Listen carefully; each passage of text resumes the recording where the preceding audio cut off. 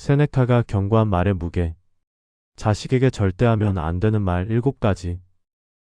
67세 김영자 씨. 명절 아침 6시 그녀는 부엌에서 잡채를 볶고 있었습니다. 큰아들 가족이 오후 2시에 온다고 했습니다. 3년 만입니다. 코로나 핑계로 바쁘다는 핑계로 아들은 명절마다 문자 한 통으로 인사를 대신했습니다. 이번엔 잘해야지. 아무 말도 하지 말아야지. 그렇게 다짐했습니다. 하지만 저녁 7시 아들이 현관문을 나서며 던진 말. 엄마 미안한데 내년부터는 명절에 안 올게요.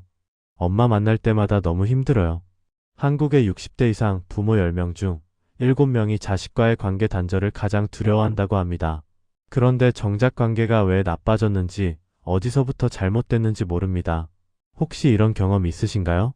자식이 전화를 받지 않습니다. 카톡을 읽고도 답장이 없습니다. 명절에만 의무처럼 들렀다 급히 떠납니다. 엄마 아빠는 이해 못해요 라는 말을 들었습니다. 뭘 잘못했는지 물어봐도 아무것도 아니에요 라고만 합니다. 사랑하는 마음으로 한 말인데 왜 자식은 상처받았다고 할까요?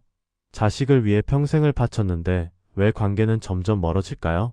2000년 전 로마 제국 황제 네로의 스승이었던 철학자 세네카는 이렇게 말했습니다. 말하기 전에 생각하라. 생각한 후에도 침묵이 낫다면 말하지 마라. 세네카는 평생 권력의 중심에서 말의 무게를 목격했습니다. 황제의 한마디가 신하의 목숨을 좌우했고 어머니의 한마디가 아들의 인생을 바꿨습니다. 그는 분노에 관하여라는 책에서 이렇게 경고했습니다. 우리는 타인의 잘못에는 가혹하면서 자신의 잘못에는 관대하다. 특히 가장 사랑하는 사람에게 가장 잔인한 말을 한다.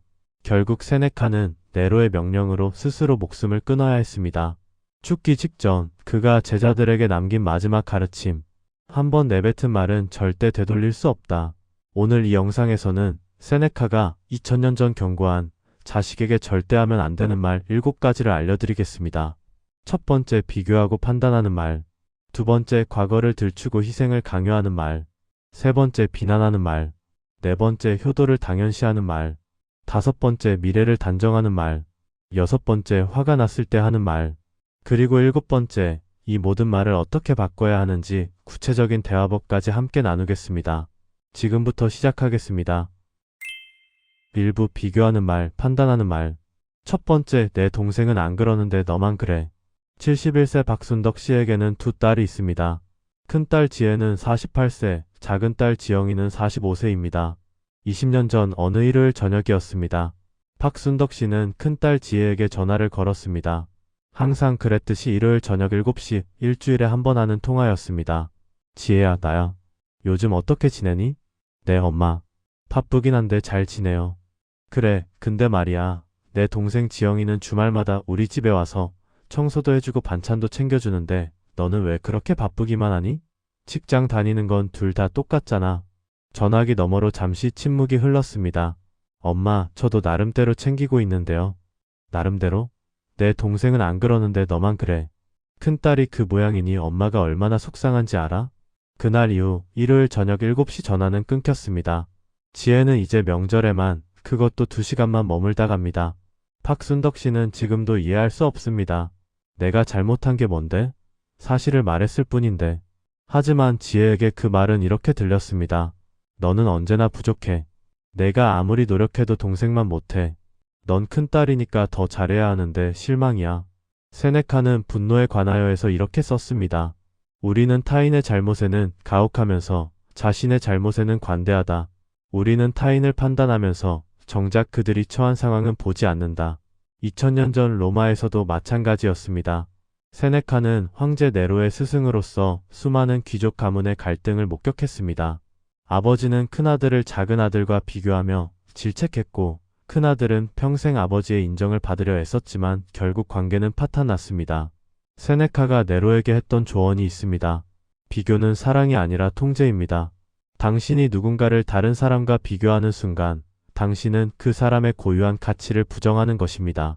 실제로 한국의 60대 이상 부모 중 63%가 자식을 비교하는 말을 한 경험이 있다고 합니다. 그리고 그 자식의 81%가 부모와의 관계에서 가장 상처받은 기억으로 이 비교하는 말을 꼽았습니다.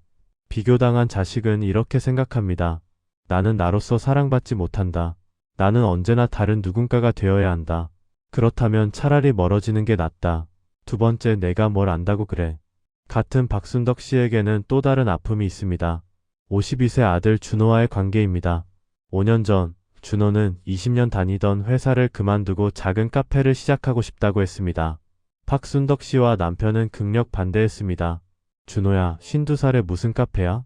안정적으로 회사 다니는 게 얼마나 좋은데. 아빠, 엄마, 저도 생각이 있어서 하는 거예요. 자금 계획도 다 세웠고.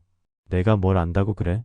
우리가 세상 살아본 거 몇십 년인데 장사가 얼마나 힘든지 알기나 해? 너 같은 사람이 장사하면 망해. 결국 준호는 카페를 열었습니다. 그리고 3년째 잘 운영하고 있습니다. 하지만 부모에게는 가게 이야기를 단 한 번도 하지 않습니다. 성공했다는 말도 힘들다는 말도 하지 않습니다. 왜냐하면 이미 알기 때문입니다. 무슨 말을 해도 그러게 내 말 듣지 그랬어. 또는 그래봤자 얼마나 벌겠어라는 대답이 돌아올 것을. 세네카는 이렇게 말했습니다.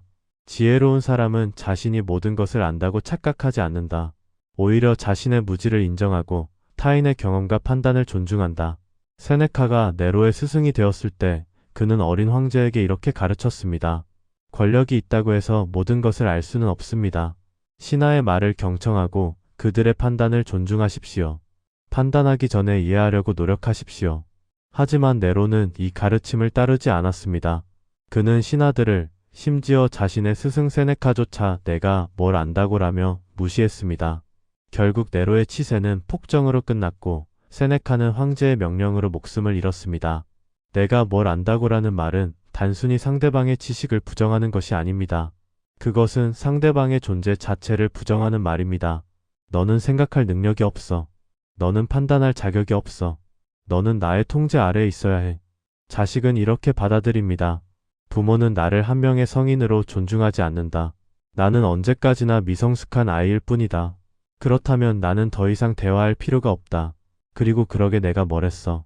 부산에 사는 정미숙 씨 69세는 딸 수진 43세가 5년째 냉전 중입니다. 수진이 38세 때였습니다. 남편과의 관계가 어려워져 이혼을 고민하고 있었습니다. 딸은 엄마에게 조심스럽게 상담을 요청했습니다. 엄마, 저 요즘 남편이랑 너무 힘들어요. 왜? 무슨 일인데? 맨날 술 마시고 들어오고 저한테 관심도 없고. 이혼을 생각 중이에요. 이혼? 너 미쳤어? 애도 있는데 무슨 이혼이야. 남자가 원래 다 그래. 참고 살아야지. 하지만 엄마, 저는 정말. 그만해. 엄마 말 들어. 그냥 참고 살아. 이혼하면 내가 더 고생이야. 수지는 결국 이혼했습니다. 그리고 혼자 아이를 키우며 힘들게 살았습니다. 그 과정에서 엄마에게 도움을 요청한 적이 있었습니다. 정미숙 씨가 뭐라고 했을까요? 그러게 내가 뭘 했어. 내가 이혼하지 말라고 했잖아. 내 말 들을 걸 그랬지. 그 순간 딸은 엄마와의 모든 연락을 끊었습니다. 지금도 명절에 딸은 오지 않습니다. 정미숙 씨는 딸의 안부를 딸의 친구를 통해서만 듣습니다. 세네카는 도덕 서간집에서 이렇게 썼습니다. 진정한 지혜는 내가 옳았다를 증명하는 것이 아니라 고통받는 사람을 위로하는 것이다. 과거의 잘못을 지적하는 것은 지혜가 아니라 잔인함이다. 그러게 내가 뭘 했어라는 말에는 위로가 없습니다. 오직 판단과 비난만 있을 뿐입니다. 그것은 힘들어하는 사람에게 너의 고통은 내가 자초한 것이라고 말하는 것과 같습니다. 부모는 이렇게 생각합니다. 내가 옳았다는 걸 알려주고 싶었을 뿐이야. 다음에는 내 말을 들으라는 뜻이었어. 하지만 자식은 이렇게 받아들입니다. 나의 고통에는 관심이 없고 자신이 옳았다는 것만 중요하구나. 나는 더 이상 엄마 아빠에게 아무것도 말하지 않겠다. 비교하는 말, 판단하는 말, 그리고 그러게 내가 뭘 했어라는 말. 이 세 가지 말의 공통점은 무엇일까요? 모두 내가 옳고 너는 틀렸다는 메시지를 담고 있습니다. 모두 상대방을 동등한 인격체가 아니라 교정의 대상으로 바라봅니다. 모두 사랑이라는 이름으로 포장되어 있지만 실제로는 통제와 지배의 언어입니다. 세네카가 네로에게 마지막으로 남긴 편지에 이런 구절이 있습니다. 권력을 가진 자가 가장 경계해야 할 것은 자신의 판단이 항상 옳다고 믿는 교만입니다. 부모도 마찬가지입니다. 자녀에 대한 권위가 있다고 해서 자녀의 삶을 판단할 권리는 없습니다. 그렇다면 우리는 어떻게 말해야 할까요? 2부 과거를 들추는 말, 희생을 강요하는 말. 세 번째, 내가 너 키우느라 얼마나 고생했는데. 69세 이정남 씨에게는 42세 아들 민수가 있습니다. 3년 전 이정남 씨의 환갑잔치가 있었습니다. 친척들이 모두 모인 자리였습니다. 술이 몇 잔 들어가자 이정남 씨는 아들에게 이렇게 말했습니다.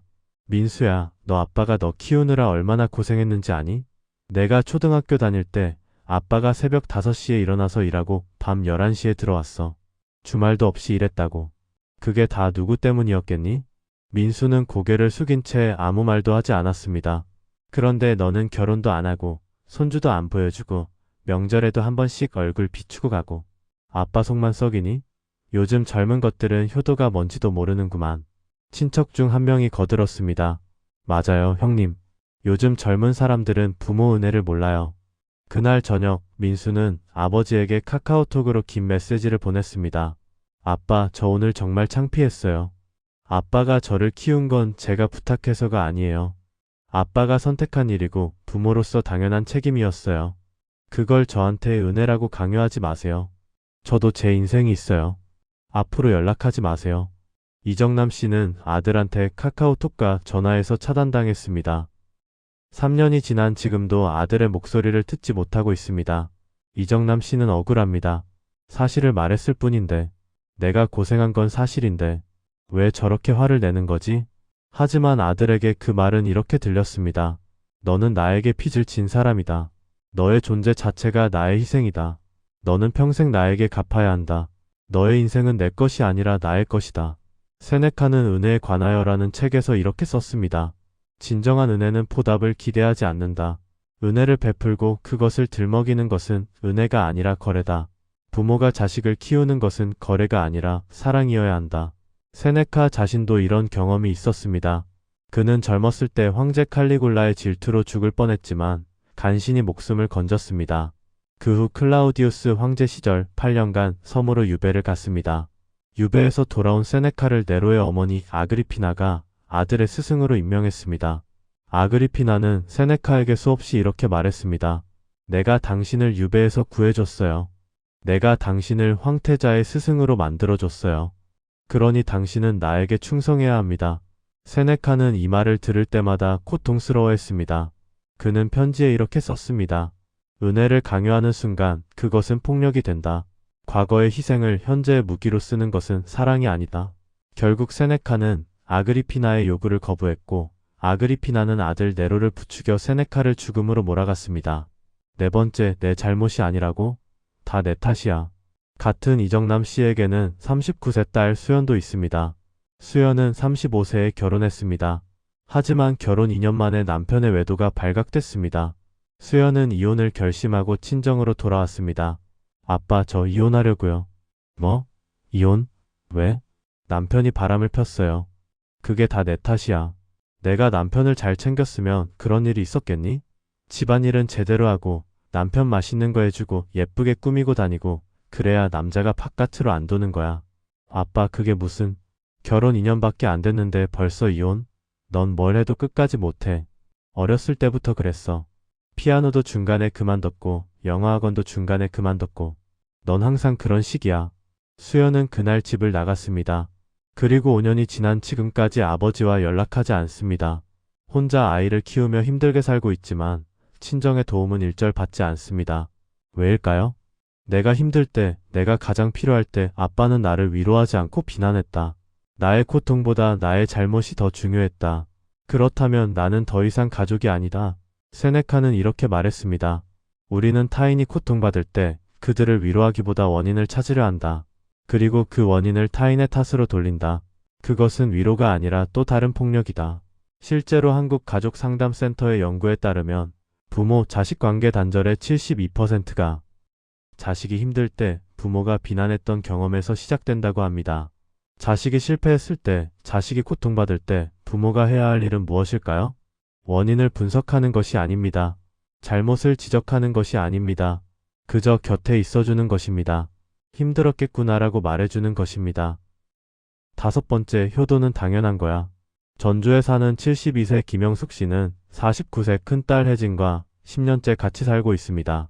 아니, 정확히는 딸의 집에 얹혀 살고 있습니다. 혜진은 결혼하지 않고 혼자 살았습니다. 10년 전 혼자 사시던 어머니가 당뇨와 고혈압으로 쓰러지자 혜진은 어머니를 자신의 집으로 모셨습니다. 아침 6시 혜진은 어머니의 아침 식사를 준비합니다. 출근 전에 어머니의 약을 챙겨드리고 혈압을 재고 혈당을 체크합니다. 퇴근 후에는 저녁을 준비하고 어머니와 함께 저녁을 먹습니다. 주말에는 어머니를 병원에 모시고 갑니다. 10년째 이렇게 살고 있습니다. 친구들은 하나둘 결혼하고 아이를 낳고 가정을 꾸렸습니다. 혜진만 혼자입니다. 어느 날 혜진이 어머니에게 조심스럽게 말했습니다. 엄마, 저 요즘 너무 힘들어요. 회사 일도 바쁜데 집에 오면 엄마 챙기고 가끔은 제 인생이 없는 것 같아요. 김영숙 씨가 뭐라고 했을까요? 효도는 당연한 거야. 엄마가 너 낳아서 키웠잖아. 이제 내가 엄마 모실 차례고. 그게 자식의 도리지. 그런 소리 하는 거 아니야. 혜진은 더 이상 아무 말도 하지 않았습니다. 그저 묵묵히 어머니를 모십니다. 하지만 그녀의 눈빛에는 생기가 없습니다. 친구들과의 모임도 거절합니다. 주말에도 집에만 있습니다. 김영숙 씨는 만족합니다. 딸이 효도를 잘하네. 내가 잘 키웠어. 하지만 혜진의 마음속에는 무엇이 있을까요?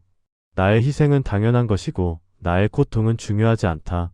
나는 엄마를 사랑해서가 아니라 의무 때문에 모시고 있다. 이것은 효도가 아니라 강요된 노역이다. 세네카는 인생의 짧음에 관하여에서 이렇게 썼습니다. 우리의 인생은 충분히 길다. 문제는 우리가 그 시간을 낭비한다는 것이다. 타인의 기대를 충족시키기 위해 당연하다고 강요받는 의무를 이행하기 위해 우리는 우리 자신의 삶을 살지 못한다. 세네카가 네로의 스승으로 있을 때 황제 주변에는 수많은 신하들이 있었습니다. 그들은 모두 황제를 섬기는 것은 당연한 의무라고 생각했습니다. 네로도 그렇게 생각했습니다. 신하들이 나를 섬기는 것은 당연해. 하지만 세네카는 네로에게 이렇게 가르쳤습니다. 신하들이 당신을 섬기는 것은 당연한 것이 아닙니다. 그것은 그들의 자발적 선택입니다.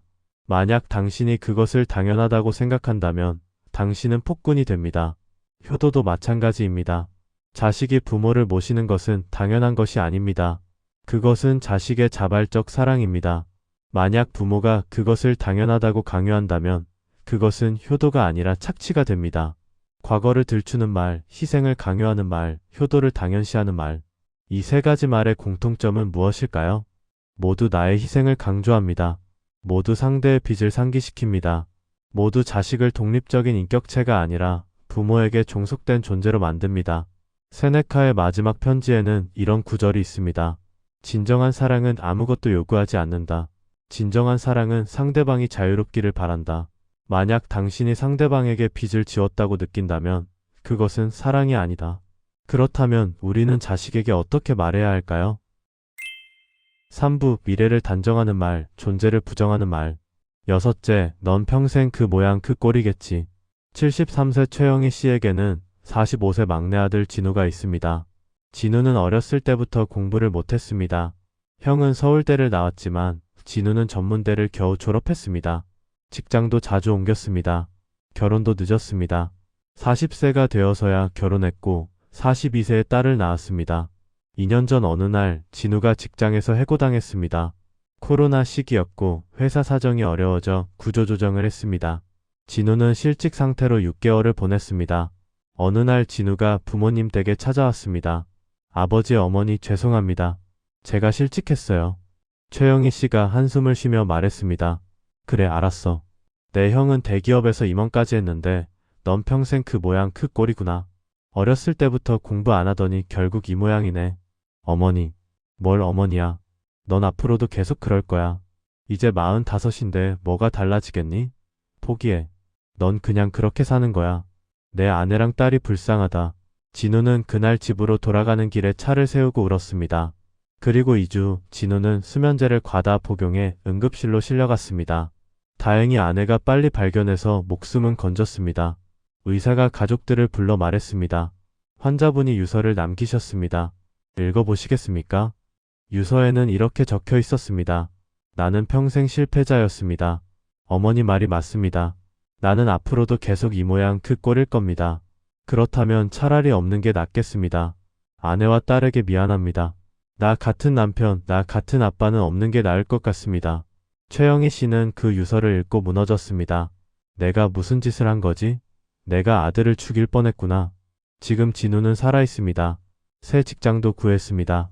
하지만 어머니와는 연락하지 않습니다. 명절에도 오지 않습니다. 최영희 씨는 손녀의 얼굴을 사진으로만 봅니다. 며느리가 가끔 보내주는 사진으로만. 세네카는 도덕 서간집에서 이렇게 썼습니다. 미래를 단정하는 것은 신의 영역을 침범하는 것이다. 우리는 누구도 타인의 미래를 알 수 없다. 그런데도 우리는 함부로 단정한다. 너는 평생 그럴 거야. 이 말은 예언이 아니라 저주다. 세네카 자신도 이런 경험이 있었습니다. 그가 젊었을 때 사람들은 그를 병약한 철학자라고 불렀습니다. 천식이 심했고 자주 병에 걸렸습니다.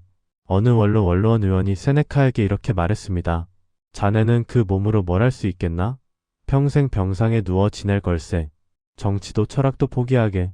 자네 같은 사람은 아무것도 이룰 수 없어. 하지만 세네카는 어떻게 됐습니까?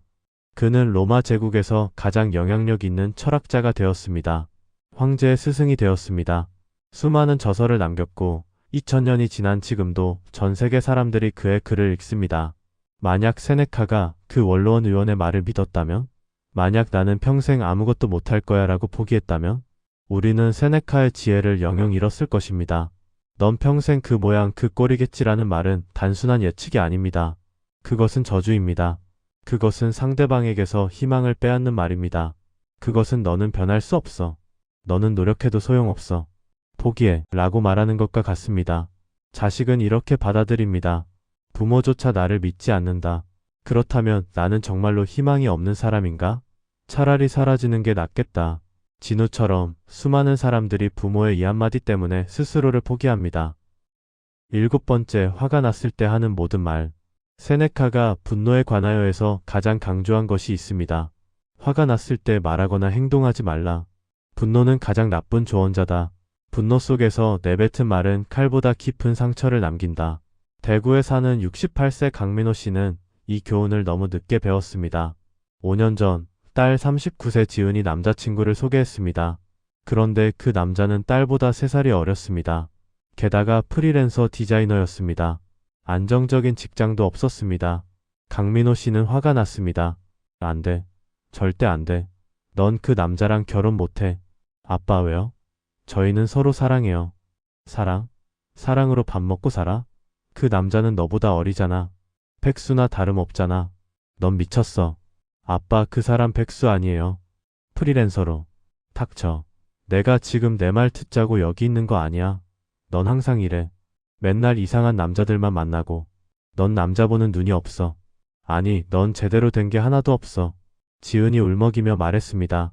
아빠, 그렇게까지 말씀하시면. 그래, 나 화났어. 화나서 죽겠어. 내가 그 남자랑 결혼하면 나는 너를 딸로 안 봐. 절연이야, 절연. 지은은 그날 집을 나갔습니다. 그리고 그 남자와 결혼했습니다. 아버지는 결혼식에 초대받지 못했습니다. 5년이 지난 지금 강민호 씨는 후회합니다. 알고 보니 그 남자는 실력 있는 디자이너였습니다. 지금은 자기 스튜디오도 차렸고 안정적으로 잘 살고 있습니다. 딸도 행복합니다. 아들도 낳았습니다. 하지만 강민호 씨는 사위의 얼굴도 손주의 얼굴도 보지 못했습니다. 그날 내가 화를 참았더라면, 그날 내가 좀 더 침착하게 대화했더라면 너무 늦었습니다. 화난 상태에서 내뱉은 말들, 넌 제대로 된 게 하나도 없어. 절연이야. 그 말들은 이미 칼이 되어 딸의 가슴에 박혔습니다. 세네카는 네로에게 이렇게 가르쳤습니다. 분노를 느낄 때 즉시 행동하지 마십시오. 하루를 기다리십시오. 그리고 다음날 아침 당신의 분노가 정당했는지 스스로에게 물어보십시오. 대부분의 경우 당신은 후회할 것입니다. 하지만 네로는 이 가르침을 지키지 않았습니다. 그는 화가 날 때마다 즉시 명령을 내렸습니다. 신하를 죽이고 친구를 유배 보내고 심지어 자기 어머니까지 죽였습니다. 그리고 나중에 후회했습니다. 하지만 이미 늦었습니다. 결국 네로는 세네카에게도 화를 냈습니다. 그리고 스승을 죽음으로 몰아갔습니다. 세네카가 자결하기 직전 제자들에게 남긴 마지막 말이 있습니다. 내가 평생 네로에게 가르친 것 중 가장 중요한 것은 분노를 다스리라는 것이었다. 하지만 그는 배우지 못했다. 그리고 나는 그의 분노의 희생자가 되었다. 부디 여러분은 내 실패를 교훈 삼아 화난 상태에서는 절대 말하지도 행동하지도 마십시오. 화가 났을 때 하는 말은 모두 무기가 됩니다. 그 순간에는 시원할지 모릅니다. 하지만 그 말은 절대 돌이킬 수 없습니다. 그 말은 평생 상대방의 기억에 남습니다. 그 말은 관계를 파괴합니다. 말은 화살과 같습니다. 세네카는 이런 비유를 좋아했습니다. 말은 화살과 같다. 활 시위를 떠난 화살은 아무리 후회해도 되돌릴 수 없다. 그 화살은 목표를 향해 날아가고 박히고 상처를 낸다. 말도 마찬가지다. 입 밖으로 나온 말은 되돌릴 수 없다. 한번 생각해 보십시오. 내 동생은 안 그러는데 너만 그래. 내가 뭘 안다고 그래. 그러게 내가 뭘 했어. 내가 너 키우느라 얼마나 고생했는데. 내 잘못이 아니라고? 다 내 탓이야. 효도는 당연한 거야. 넌 평생 그 모양 그 꼴이겠지. 그리고 화난 상태에서 내뱉은 수많은 말들. 이 말들은 모두 화살입니다. 한번 쏘아진 화살은 되돌아오지 않습니다. 부모는 이렇게 생각합니다. 그냥 한 말인데. 사실을 말했을 뿐인데. 자식을 위해서 한 말인데. 하지만 자식에게 그 화살은 가슴에 박힙니다. 그리고 평생 그 상처는 아물지 않습니다. 세네카의 삶을 다시 한번 돌아봅시다. 그는 평생을 말의 무게를 연구하며 살았습니다. 권력자들의 말이 어떻게 사람들의 운명을 바꾸는지, 부모의 말이 어떻게 자식의 인생을 결정하는지, 친구의 말이 어떻게 관계를 파괴하는지. 그리고 그는 이렇게 결론 내렸습니다. 침묵은 때로 최선의 대답이다. 말하고 싶은 충동을 느낄 때 한 번만 더 생각하라. 그 말이 정말 필요한가? 그 말이 상대방에게 도움이 되는가? 그 말을 하고 나서 후회하지 않을 자신이 있는가? 만약 이 세 가지 질문에 모두 예라고 답할 수 없다면 침묵하라. 침묵은 비겁함이 아니라 지혜다. 서기 65년 4월 로마. 네로는 세네카에게 자결 명령을 내렸습니다. 음모에 가담했다는 누명이었습니다. 세네카는 알고 있었습니다. 이것은 네로의 분노에서 나온 판단이라는 것을. 하지만 세네카는 저항하지 않았습니다. 그는 평온하게 받아들였습니다. 제자들이 울며 물었습니다. 스승님, 억울하지 않으십니까? 네로에게 한마디라도 하시지 않으시겠습니까? 세네카는 고개를 저었습니다. 아니다. 나는 평생 말의 무게를 가르쳤다. 이제 침묵의 힘을 보여줄 때다. 분노에는 분노로 답하지 않는다. 불의에는 비난으로 답하지 않는다. 그저 침묵하고 받아들인다. 그는 조용히 손목을 그었습니다. 피가 흘렀습니다. 제자들은 울었습니다. 마지막 순간 세네카는 이렇게 말했습니다. 한번 내뱉은 말은 되돌릴 수 없다. 하지만 아직 말하지 않은 것은 되돌릴 수 있다. 부디 말하기 전에 생각하라. 그리고 침묵이 났다면 침묵하라. 그렇게 세네카는 세상을 떠났습니다. 하지만 그의 가르침은 2000년이 지난 지금도 우리에게 남아 있습니다. 이제 우리는 자식에게 절대 하면 안 되는 말 7가지를 알았습니다. 하지만 아는 것만으로는 충분하지 않습니다. 세네카가 말했듯이 아는 것과 실천하는 것은 다르다. 지식은 쉽지만 실천은 어렵다. 그렇다면 오늘부터, 지금부터 우리는 어떻게 말해야 할까요? 구체적인 상황을 통해 하나씩 알아보겠습니다. 첫째, 비교하는 말 대신 인정하는 말을 하십시오. 자식이 전화를 걸어 이렇게 말합니다. 엄마, 저 이번에 과장으로 승진했어요. 이때 우리는 무심코 이렇게 말하기 쉽습니다. 그래? 그런데 내 동생은 벌써 부장인데 너는 왜 이렇게 늦니? 이 말을 듣는 순간 자식의 기쁨은 사라집니다. 자식은 이렇게 생각합니다. 역시 엄마는 나를 인정해주지 않는구나. 다신 좋은 소식 전하지 말아야지. 대신 이렇게 말해 보십시오. 정말? 축하해. 내가 얼마나 열심히 했는지 엄마가 알아. 정말 자랑스럽다. 단 한 문장입니다. 하지만 이 한 문장이 자식의 마음을 움직입니다. 자식은 이렇게 생각합니다. 엄마가 나를 있는 그대로 인정해 주는구나. 다음에도 엄마와 기쁨을 나누고 싶다. 비교하지 마십시오. 동생과 비교하지 말고 옆집 아들과 비교하지 말고 과거의 자식과도 비교하지 마십시오. 그저 지금 이 순간의 자식을 인정해 주십시오. 세네카는 이렇게 말했습니다. 모든 사람은 고유한 가치를 지닌다. 비교하는 순간 우리는 그 가치를 훼손한다. 이번 주에 딱 한 번만 실천해 보십시오. 자식이 무언가 이야기할 때 다른 사람과 비교하지 않고 그 자체로 인정해 주는 것. 그것만으로도 관계는 달라지기 시작합니다. 둘째, 판단하는 말 대신 궁금해하는 말을 하십시오. 자식이 이렇게 말합니다. 아버지, 저 회사 그만두고 창업하려고요. 이때 우리는 즉시 이렇게 반응합니다. 내가 뭘 안다고 그래? 창업이 얼마나 힘든지 알기나 해? 절대 안 돼. 이 말을 듣는 순간 자식은 입을 닫습니다. 자식은 이렇게 생각합니다. 역시 아빠는 날 믿지 않아. 다신 상의하지 말아야지. 대신 이렇게 말해 보십시오. 그래? 어떤 생각으로 그런 결정을 하게 됐니? 아빠한테 이야기 좀 해줄래? 단지 질문입니다. 판단이 아닌 질문입니다. 이 질문을 듣는 순간 자식은 마음을 엽니다. 자식은 이렇게 생각합니다. 아빠가 내 이야기를 들어주려고 하는구나. 진심으로 이야기해볼까? 그러면 자식이 자신의 계획을 설명할 것입니다. 그때도 참으십시오. 즉시 판단하지 마십시오. 끝까지 들으십시오. 다 듣고 나서 이렇게 말해보십시오. 내 계획을 들으니 많이 생각했구나. 아빠가 걱정되는 부분이 있긴 한데 그것도 들어줄 수 있니? 이렇게 말하면 자식은 귀를 엽니다. 왜냐하면 자신의 이야기를 먼저 존중받았기 때문입니다. 판단하기 전에 이해하십시오. 세네카는 이렇게 말했습니다. 지혜로운 사람은 자신이 모든 것을 안다고 착각하지 않는다. 오히려 자신의 무지를 인정하고 타인의 판단을 존중한다. 셋째, 과거를 들추는 말 대신 현재를 공감하는 말을 하십시오. 자식이 힘들어하며 이렇게 말합니다. 엄마, 저 남편이랑 이혼하려고요. 이때 우리는 이렇게 말하기 쉽습니다. 그러게 내가 뭘 했어? 내가 결혼하지 말라고 했잖아. 내 말 들을 걸 그랬지. 이 말을 듣는 순간 자식은 무너집니다. 자식은 이렇게 생각합니다. 엄마는 내 고통에는 관심이 없고 자신이 옳았다는 것만 증명하고 싶은가 보다. 대신 이렇게 말해 보십시오. 많이 힘들었겠구나. 괜찮니? 엄마한테 이야기해봐. 단 2문장입니다. 하지만 이 2문장이 자식을 위로합니다. 자식은 이렇게 생각합니다. 엄마가 나를 비난하지 않고 위로해 주는구나. 엄마한테 털어놓을 수 있겠다. 과거를 들추지 마십시오. 그러게 내가 뭘 했어 라는 말은 자식을 더 고통스럽게 만들 뿐입니다. 자식이 힘들 때 필요한 것은 조언이 아닙니다. 위로입니다. 세네카는 이렇게 말했습니다. 진정한 지혜는 내가 옳았다를 증명하는 것이 아니라 고통받는 사람을 위로하는 것이다. 넷째, 희생을 강요하는 말 대신 감사를 표현하는 말을 하십시오. 자식이 명절에 찾아왔습니다. 식사를 하다가 우리는 이렇게 말합니다. 내가 너 키우느라 얼마나 고생했는지 아니? 이제 내가 나를 챙길 차례야. 그게 자식의 도리지. 이 말을 듣는 순간 자식은 숨이 막힙니다. 자식은 이렇게 생각합니다. 나는 부모님께 빚진 사람이구나. 평생 갚아야 하는 빚. 대신 이렇게 말해 보십시오. 오늘 와줘서 고마워. 내 얼굴 보니까 엄마 기분이 정말 좋다. 단순한 감사입니다. 요구가 아닌 감사입니다. 이 말을 듣는 순간 자식은 마음이 따뜻해집니다. 자식은 이렇게 생각합니다. 부모님이 내가 온 것을 진심으로 기뻐하시는구나.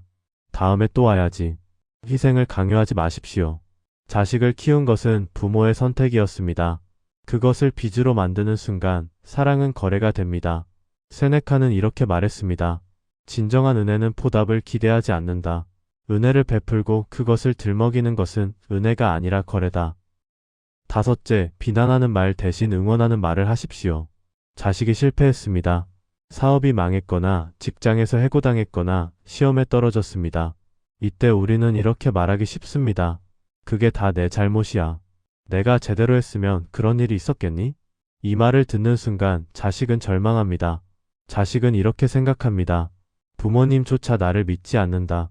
나는 정말 실패자구나. 대신 이렇게 말해 보십시오. 많이 속상하겠다. 하지만 넌 다시 일어설 수 있어. 아빠가 믿어. 단순한 믿음의 표현입니다. 이 말을 듣는 순간 자식은 힘을 얻습니다. 자식은 이렇게 생각합니다. 아빠가 나를 믿어주시는구나. 다시 한번 해볼 수 있겠다. 비난하지 마십시오. 자식이 실패했을 때 가장 필요한 것은 책망이 아니라 응원입니다. 세네카는 이렇게 말했습니다. 넘어진 사람에게 필요한 것은 왜 넘어졌는지 설명하는 것이 아니라 일어설 수 있도록 손을 내미는 것이다. 여섯째, 미래를 단정하는 말 대신 가능성을 열어주는 말을 하십시오. 자식이 또 실수했습니다. 또 직장을 옮겼거나 또 사업에 실패했거나 또 시험에 떨어졌습니다.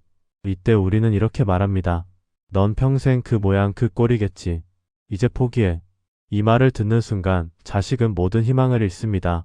자식은 이렇게 생각합니다. 부모님조차 나를 포기했다.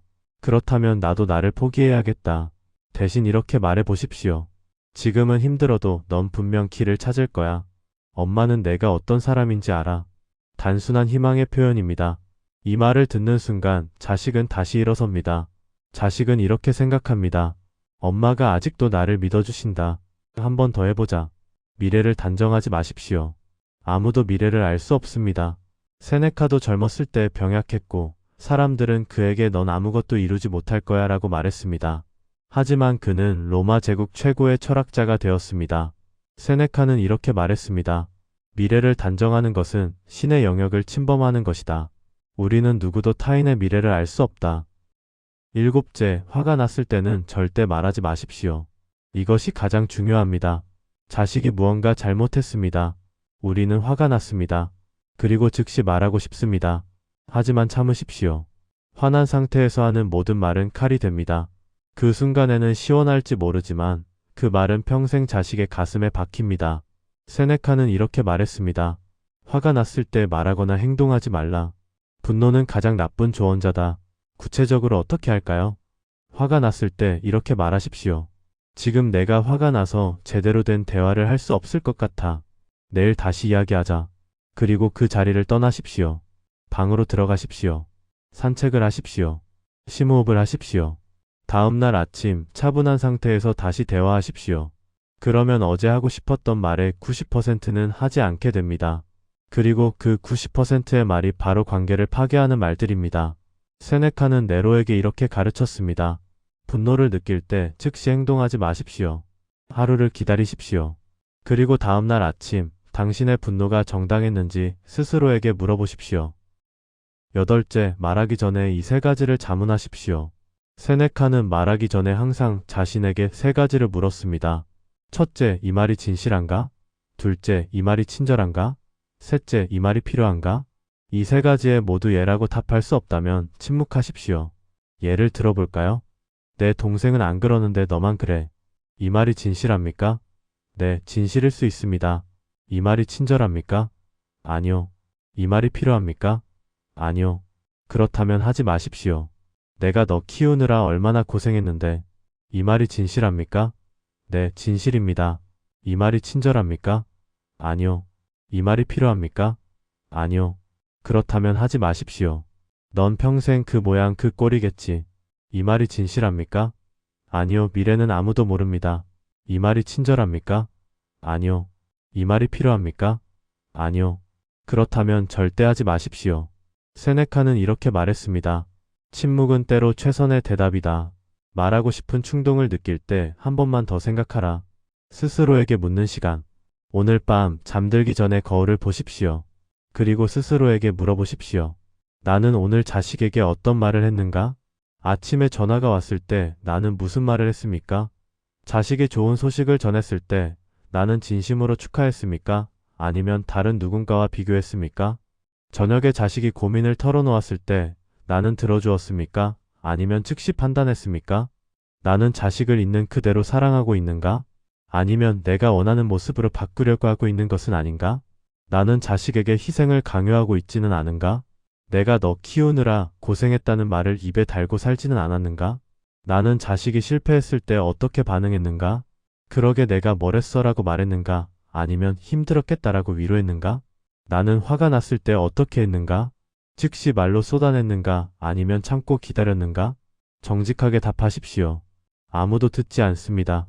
오직 당신만 아는 진실입니다. 그리고 만약 후회되는 말이 있다면 지금이라도 늦지 않았습니다. 내일 자식에게 전화하십시오. 그리고 이렇게 말하십시오. 지난번에 엄마가 한 말 미안하다.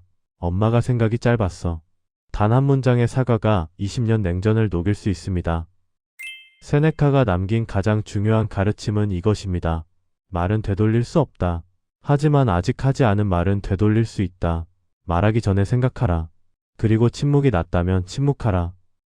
오늘부터 시작해 보십시오. 자식에게 전화할 때 말하기 전에 한 번만 더 생각해 보십시오. 이 말이 자식에게 상처가 되지는 않을까?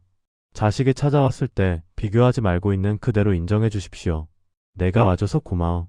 자식이 실패했을 때 비난하지 말고 응원해 주십시오. 넌 다시 일어설 수 있어. 화가 났을 때는 즉시 말하지 말고 하루를 기다리십시오. 내일 다시 이야기하자. 무너지지 마십시오. 관계는 하루아침에 회복되지 않습니다. 20년 동안 쌓인 상처는 20일 만에 아물지 않습니다. 하지만 오늘 하나, 내일 하나, 작은 변화들이 모이면 1년 후에는 관계가 달라져 있을 것입니다. 포기하지 마십시오. 자식이 아직 연락을 하지 않더라도 당신이 먼저 변하십시오. 당신이 먼저 사과하십시오. 당신이 먼저 손을 내미십시오. 자존심을 내려놓으십시오. 부모의 권위를 내려놓으십시오. 끝까지 사랑을 지키십시오. 진정한 사랑은 조건이 없습니다. 내가 이렇게 하면 사랑해 줄게가 아니라 너는 어떤 모습이든 내 자식이야 라고 말하는 것입니다. 그것이 세네카가 2000년 전 우리에게 남긴 지금도 여전히 빛나는 지혜입니다. 당신의 하루가, 당신의 인생이, 당신과 자식의 관계가 언제나 따뜻한 말로 가득하기를 바랍니다. 오늘 이야기가 마음에 남으셨나요? 구독과 좋아요로 응원해주시고 소중한 분들께 이 영상을 공유해주세요. 조용한 위로와 함께 해주셔서 감사합니다.